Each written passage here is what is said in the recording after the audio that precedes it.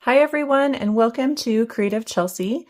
This week I'm sharing some paper pumpkin alternative ideas that I've created with the March 2026 paper pumpkin kit called Fluttering Garden. This kit creates a total of 9 cards, 3 in these 3 original designs. And if you'd like to watch me unbox the kit and create these cards or see any of my other alternatives, you can click on the playlist and I'll link it up here in the top right corner. Today I am keeping things nice and simple with stamping, coloring, and then adding some die cuts and a beautiful hummingbird from the kit. So let's go ahead and get things started. Okay, so from the kit, you're going to need a piece of the light gray card base. This one does have a score line in it. That's just going to disappear as soon as we start stamping and coloring. And what size is this? Let's look really quick. It is 1 3/4 by 5.5. Then I've got one of the hummingbird die cuts as well as the half of the long flagged banner that we're going to be using. So that's left over from, I think, alternative number 6. From my own stash, I have Pool Party cardstock for my card base. I have Bubble Bath and some black cardstock as well. And we're going to get started with stamping.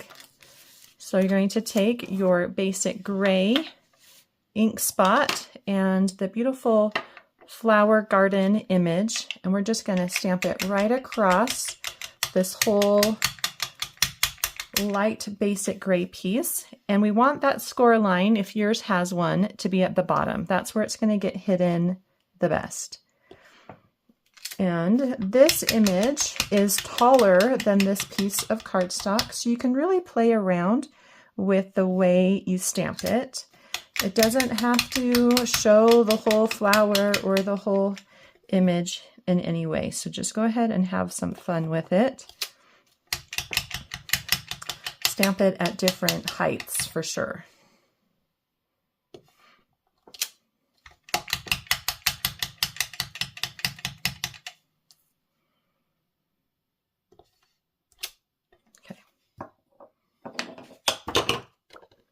So there's our image. Okay, so we're going to now color this, and you can color it any color combination that you want. I'm going to start with my light berry burst, and I'm just going to do the tall flowers with that, and I'm using my fine tip. But I wonder if I could use, I'm going to just use my brush tip. It will go a little faster. Okay, so that's for that one. You can kind of see the close-up there. Then I've got my petal pink, and again, I'm using my Stampin' Write marker. You could use a blend if you have that. And I'm just going to add this in some small flowers as well as the base of kind of the medium flowers. So there's an example of all of them that I'm using it on. Okay. And then I've got my bubble bath, and I have light here, and I'm just going to fill in the tops with that light bubble bath. Okay. I think I'm going to go back to the fine tip for my berry burst because it's a little lighter and everything else feels light, and I don't want this to be too heavy. So I will use the fine tip on the rest of them. Then for greens, you can use a combination of green. I've got dark granny apple green here, and I'm going to focus that with the fine tip at the base of some of these flowers. And I don't always have to do the same ones. I can kind of mix them up. Okay, so don't feel limited by always matching the colors. Then I have my light granny apple green. And again, I'm going to just do some base colors here. If you go outside the lines, that's okay. Okay, don't worry about it. Or I'm going to do a couple on this one too, just to show you that it doesn't have to be always the same. And then if you want to add a little darker color, you can use the light Old Olive. And I'm going to do this longer flower with the dark. Okay, and then just repeat that all the way down. So I'm going to go ahead and do that, and then I'll be right back. Okay, so here is my floral garden, and I did decide to change the bubble bath to the dark bubble bath and not the light. I think it shows up a little bit better. So once you're done with that, you can add it to your bubble bath cardstock. If you want to do some stamping on that, you can. I'm going to just keep it plain. This just goes straight on with a little border at the base and a majority of the extra cardstock at the top. So you can use your glass mat if you'd like to make sure everything is nice and straight and together. And then once you have it in place, go ahead and smooth it out.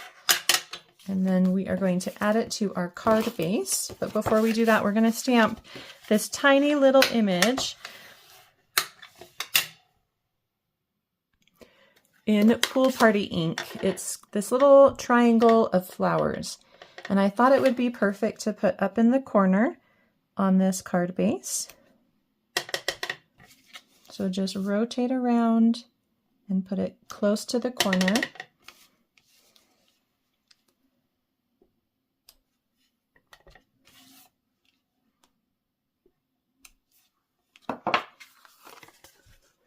So you can see that there.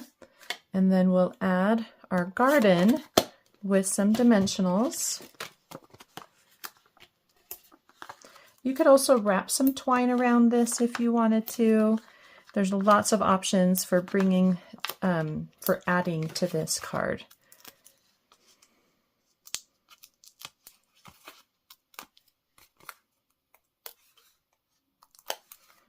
And you can just stick that right in the center.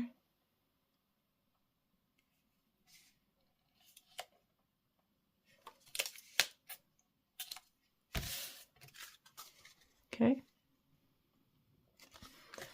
And we are going to write the word hello and flag the end of this piece.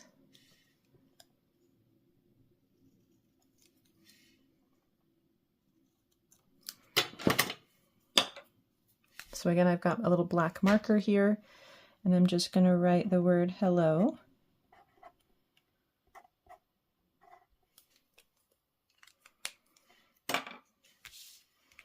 And place that on my card.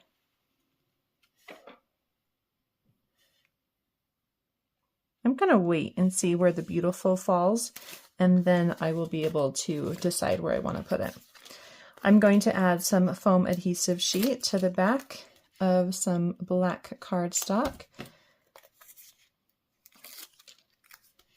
And then we'll run this through with our beautiful die cut.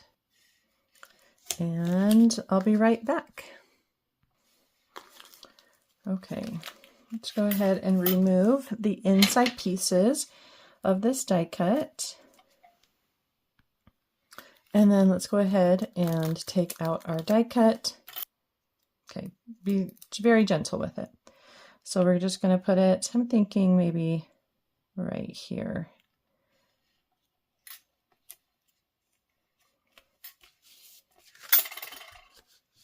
Okay, so really wherever you'd like to place that, and then you can add hello. Okay, I think I want to place it like this, but that means that I need to cut off the H and flip it over. So I'm going to put it in my paper trimmer and cut right around the H, and then flip it to the back and write it again.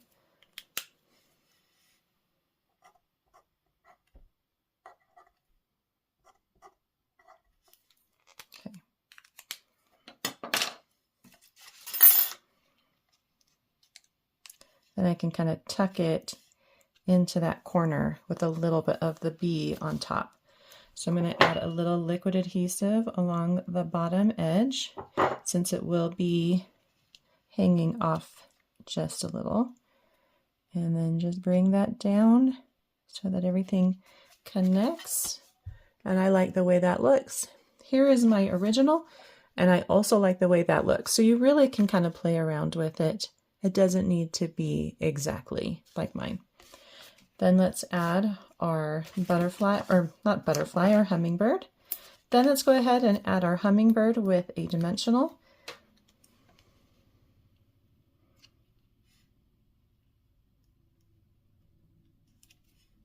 You can place it really wherever you would like on the right side of your greeting.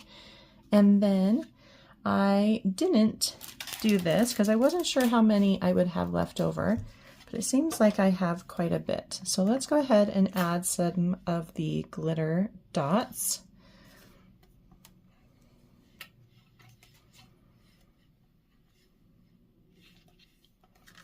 You can place them really wherever you would like, and your card is all done.